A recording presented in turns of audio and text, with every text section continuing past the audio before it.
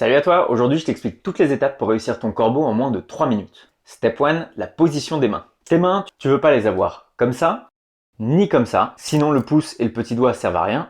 Tu les écartes, largeur d'épaule, index parallèle, doigt légèrement espacé, les doigts peuvent être à plat ou recroquevillés, peu importe, tant que tu peux agripper le sol, mais la paume reste entièrement sur le sol. Step 2, comment utiliser tes mains. Quand tu es sur tes pieds, pour rester en équilibre, le plus important c'est pas tes orteils, mais l'inclinaison de tes chevilles.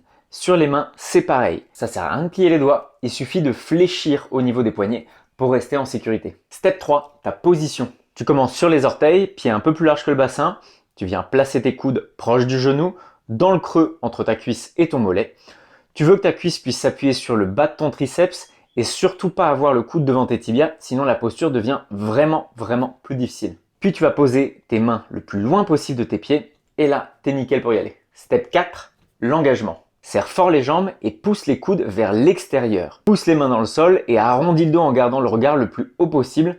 C'est la posture du corbeau, pas de l'autruche. Step 5, le mouvement. Pour pouvoir tenir en équilibre, il faut que ton centre de gravité arrive au-dessus de tes poignets. Regarde loin et commence à avancer tout ton corps en restant le plus haut possible et en gardant les jambes qui poussent fort vers l'intérieur et les coudes vers l'extérieur. Rappelle-toi, pour ne pas tomber en avant, ça se passe dans les poignets et pas juste dans les doigts. Tu lèves en premier un pied et tu continues d'avancer jusqu'à sentir qu'il n'y a plus aucun poids dans le second pied avant de le lever également. C'est vraiment simple, si le deuxième pied ne se lève pas tout seul, c'est que tu n'as pas assez avancé. Et si c'est le cas, n'essaye surtout pas de le lever ou de pousser le sol avec. La seule chose que tu risques, c'est de retomber en arrière ou de t'écraser en avant. Si tu as peur de tomber en avant au début, tu peux aller poser la tête dans des coussins, loin devant toi pour comprendre les mécanismes de la position, puis le faire avec les coussins juste en sécurité et un jour, il n'y aura plus besoin des coussins. Voilà, j'espère que ce tuto t'aura aidé. N'hésite pas à regarder dans la bio, il y a le lien vers nos programmes Inversion et Handstand. Je te dis à très bientôt.